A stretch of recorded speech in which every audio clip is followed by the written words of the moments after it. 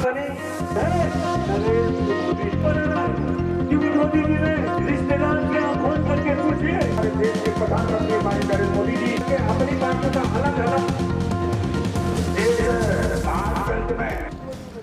हमारे साथ महाराजगंज के सांसद पंकज चौधरी जी हैं। साल 1991 से महाराजगंज की जनता इन्हें अगर कहें तो लगभग लगातार चुन रही है। 2 बार ऐसे वक्त रहे जब जनता ने इनकी जगह किसी और को सांसद बनाया, लेकिन एक बार फिर से अब जनता का मूड क्या है और क्या महाराजगंज का जो सियासी समीकरण है वो इनके और बीजेपी के पक्ष में जा रहा कि नहीं जा रहा, बात करते हैं। सर, आपके ऊपर महाराजगंज की जनता ने सबसे अधिक विश्वास जताया, क्या माहौल इस बार देख पा रहे हैं? जो डबल इंजन सरकार की योजनाओं की बात आप लेकर के जनता के बीच में जा रहे हैं, कितना इम्पैक्ट उसका जनता पे आप देख पा रहे हैं? देखिए, आज गांव में कोई किसी की बात सुनने वाला नहीं है।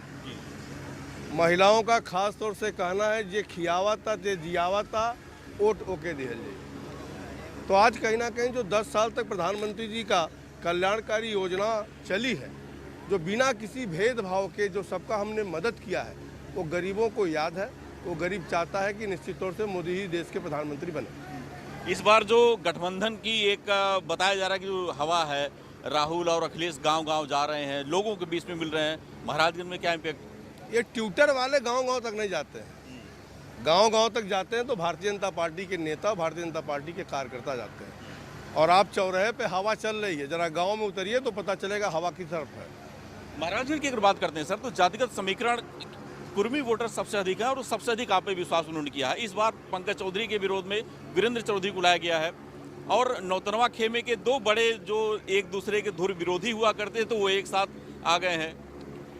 ये दुर्विरोधियों को पता इस चुनाव में चलेगा जो अभी तक जनता को बेवकूफ़ बनाते थे, एक पार्टी बंद कराती थी, एक पार्टी छुड़वाती थी, गाँव में 2 फाड़ करके रखते थे। आज जनता के सामने उनका चरित्र उजागर हो गया है कि दोनों चोर चोर मौसोरे भाई हैं और जनता उनको जवाब देगी। अच्छा, अखिलेश और मुन्ना सिंह के बीच में जो पारिवारिक विवाद है, वो आपको लगता है कि ये एक विवाद है या फिर कहीं ना कहीं सियासी एक ड्रामा है जो इस चुनाव में एक पारिवारिक विषय इस पर मैं बोलता नहीं हूँ, बोलना नहीं चाहता हूँ, लेकिन मुझे लगता है कि सीधे सीधे ड्रामा है। इस बार क्या आप देख पा रहे हैं महाराजगंज में किन मुद्दों को लेकर के आप जनता के बीच में जा रहे हैं? क्योंकि काम तो तमाम ऐसे आपने अभी जनसभा में बातें कही कि बहुत काम आपने कर दिया है, लेकिन आने वाले जो 5 साल हैं अगर आप जीतते हैं तो कौन से ऐसे मुद्दे होंगे जिस पर? देखिए, विकास का अंत नहीं होता है और मैं मानता हूँ कि अभी पूर्ण विकास नहीं हुआ है। अभी बहुत से कार्य अधूरे हैं। गरीबों का भी मकान कुछ बाकी है, उसको बनाना है, शौचालय बाकी उसको बनाना है, पेंशन कहीं ना कहीं KYC की वजह से रुका है, उसको ठीक कराना है। और महाराजगंज में हमारी अब जाकर इंफ्रास्ट्रक्चर खड़ी हुई, रेल आया है, सड़क आई है, बिजली आई है।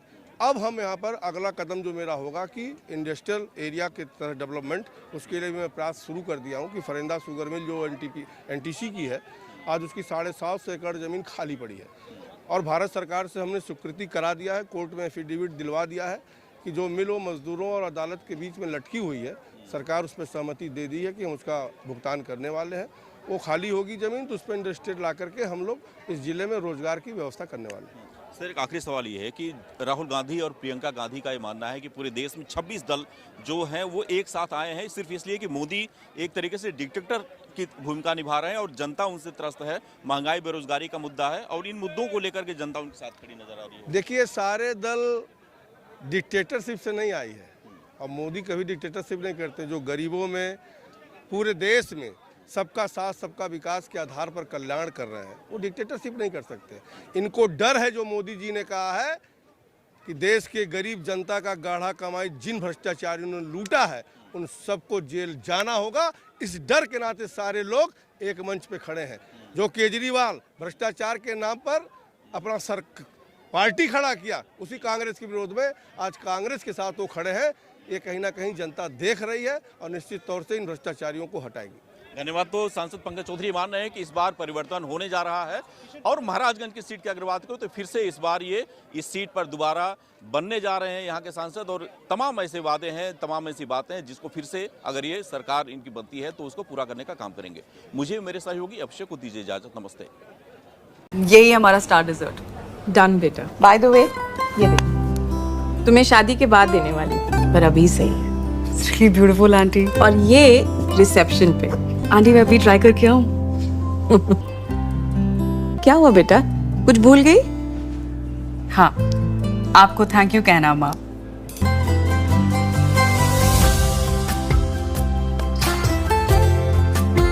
एशप्रा, जश्न सच्चाई का।